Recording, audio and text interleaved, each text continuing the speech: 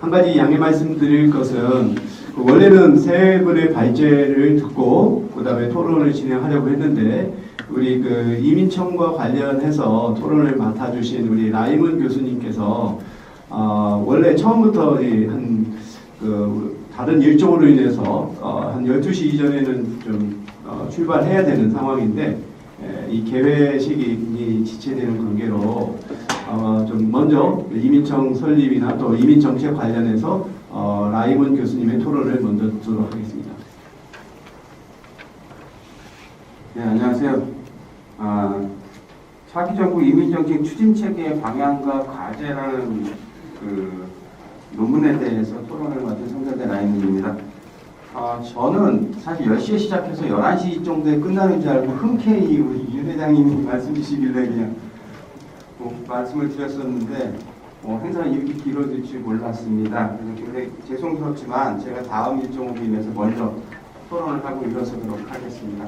먼저 우리 김태환 교수님 발제에 대한 토론을 담당하고 있는 저는 성결대 라이먼 교수입니다. 발표문에 대해서 동의하는 부분들이고요. 워낙 이 분야에 대해서 대가이시기 때문에 제가 무슨 말씀을 드릴 수 있을까라는 생각들을 해봅니다. 한두 가지 정도 제가 좀 다르게 생각할 수 있는 부분들 또는 오해가 있을 수 있는 부분들에 대해서만 말씀을 드리고요. 제 생각을 말씀드리겠습니다. 25페이지에 보면 이민자 예산의 확보를 위해서 안정적 확보를 하기 위해서 특별회계로 설치하자 하는 그 말씀을 해 주셨어요. 근데 이제 저는 특별회계도 좋지만 그 예산 운영의 신축성 차원에서는 특별회계보다는 기금이 더 바람직한 성격이 아닐까라는 생각이 듭니다. 특별회계 같은 경우에는 계획을 변경하게 되면 국회 심의를 다시 해야 되고요. 이 기금으로 하게 되면 금융성, 비금융성 예산의 경우에도 20, 30% 정도는 그 변경안에 대해서 국회 심의 같이 할 수 있기 때문에 국가재정법에 나와 있어요. 그래서 신축적인 운영 차원에서 보면 특별회계보다는 기금으로 좀 가는 게 어떻겠느냐라는 생각들을 좀 해보고 있고, 제 논문에서도 이 이민정책을 추진하려면 예산이 신축적인 운영이 필요한 부분들이 되게 많을 것 같아요. 이게 다부처 연계 사업들이 많아서. 그렇다고 한다면 특별회계도 좋지만 보다 좋은 방법은 기금이 더 낫지 않을까라는 생각을 한번 해봤고요. 이거 참고해 주시면 될 것 같고, 30페이지에 보면 중앙 전담기관은 조정과 통합의 기능을 수행하고 지방정부는 전달체계 지원하는 기능을 수행을 한다라고, 지원하는 역할을 하셔야 된다라고 말씀을 주셨는데, 제가 요즘 정부간 관계라는 책자를 쓰고 있는데요. 연구를 하다가 보니까 이민정책도 이제는 지방 주도형이 되어야 하지 않을까라는 생각들을 해봤어요. 중앙정부에서는 큰 그림을 그리는 것들은 그리고 지방은 지역의 특성에 맞는 계획을 세우고 그 다음에 집행을 하고, 그런 집행을 하고자 수립했던 계획들이 중앙으로 전달이 돼서 지금과 같이 탑다운 방식이 아니라 바텀업 방식으로 계획들이 새롭게 만들어질 필요가 있지 않냐라는 생각이 듭니다. 그 다음에 이거는 오해의 소지가 있어서요. 이거는 좀 말씀을 좀 드리는 게 좋을 것 같습니다. 중앙전담기관에서 첫째, 그러면서 외청화에서 이민청화하는 방식을 제안을 주셨어요. 1, 2, 세 가지 정도 대안이 있는데 그 중에 하나가 이제 이민청을 만드는 외청 수준을 하는 것이고요. 그러면서 그 다음 주에 책임운영기관화로 전환한다라고 해주셨는데, 외청은 책임운영기관이 될 수가 없어요. 그럼 김태환 교수님이 왜 이렇게 쓰셨느냐? 저도 처음에 깜짝 놀랐어요. 그런데 책임운영기관으로 하자가 아니라 책임운영기관화 하자라고 해서 그 화자라는 말을 제대로 좀 봐주셨으면 좋겠어요.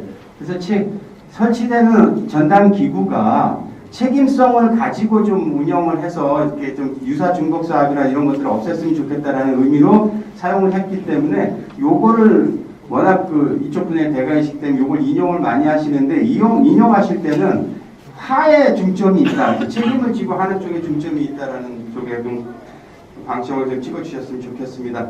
예, 제 말씀 좀 간단하게 드릴게요. 책임운영, 왜 이민정책을 전담하는 기구를 설치해야 되는가라는 것은 중앙, 지방, 중앙도 다부처가 다양한 사업들을 하면서 유사 중복 사업이 있고요. 그 다음에 그러다 보니까 인적, 물적 자원의 낭비와 비효율화 현상이 있습니다.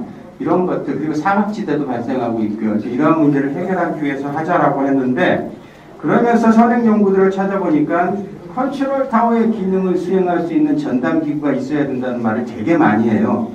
근데 지금은 이제 컨트롤 타워라는 표현을 쓰시면 안 됩니다. 통제 관리하는 개념이 아니라 앞으로의 이민행정, 이민정책은 중앙부처의 전담 기구가 만들어져도 코디네이터의 역할을 수행을 해야 되는 것이지 컨트롤 타워로서 통제 관리하고자 한다고 했을 때는 이미 실패했다. 저는 그렇게 생각을 하고 있습니다. 그래서 컨트롤 타워가 아니라 코디네이터 역할을 해줬으면 좋겠다라는 거고요. 이민정책 전담기구가 크게 두 가지예요. 독임제 행정기관을 가져갈 것이냐 아니면 합의제 행정기관으로 가져갈 것이냐에 대한 문제입니다. 장단점들이 다 있어요. 독임제 행정기관으로 간다라는 얘기는 우리 회장님께서 주장하셨던 것처럼 이민처나 이민청이 될 것이고 이민청이 만들어졌으면 법무부로 갈 것이고 이민처가 만들어지면 총리실로 가야 되는 상황이 발생을 할 것입니다. 또 하나가 합의제 행정기관인데요. 우리가 금융위원회라든가 아니면 국민권익위원회 등 이런 위원회 형태를 취하는 겁니다. 그러면 이게 지금 이민정책 자문위원회 뭐가 달라요? 이거는 관청이에요, 관청. 단순한 자문기구가 아니라 하나의 기관입니다. 부처, 청, 위원회처럼 이렇게 예산도 기구도 그리고 인력도 가질 수 있는 부처의 형태를 가진 위원회 형태를 가진 정부 기관이라고 보셔야 할 것입니다. 이걸 이제 합의제 행정기관이라고 이야기를 하는데요. 보통 다부처가 연계되어 있는 사업 같은 경우에는 독임제 행정기관으로 가져갔을 때 사실은 다른 부처를 관리하고 코디네이트하기가 어렵습니다. 그래서 합의에는 그런 형태를 취할 수 있기 때문에 합의제 행정기관들도 많이 고민을 해볼 수 있지 않을까라는 생각들을 해보고요. 그리고 마지막으로요. 이게 합의제 행정기관이든 독임제 행정기관이든 행정기관이 만들어지고 나면 그게 끝이 아닙니다. 아시다시피 이민정책은 외국인 정책이든 이민정책이든 이제 이민정책으로 우리 회장님은 이제 전환이 되었으면 좋겠다고 말씀을 하시는데 이민정책이 된다고 하면 부처 간에 다 연계가 되어 있는 사업들이 되게 많습니다. 그렇다고 한다면 저는 뭐라고 표현을 했냐면 주관기관 주도적 매트리스 방식으로 기능별로 연계 협력할 수 있는 구조를 가져가야 된다라고 말씀을 드릴 수 있을 것 같아요. 이건 뭐냐면 일자리 창출 기능을 한다. 외국 이민자들에게 그러면 고용노동부가 주된 역할을 하는 거죠. 그리고 거기가 총괄기관이 되는 겁니다. 그리고 다른 부처들은 고용노동부의 총괄 조정 기능 속에서 다시 연계 협력을 통해서 각 부처가 할 수 있는 수준에서의 일자리 창출을 하는 방향으로 하면 유사 중독 사업들이 방지가 되지 않을까라는 그런 생각들을 해봅니다. 그래서 저는 주관기관 주도적 매트리스 방식으로 전담기관이 만들어져서 기능을 재분류해서 할 필요가 있다라는 말씀을 드리고 싶습니다. 예, 이상입니다. 감사합니다.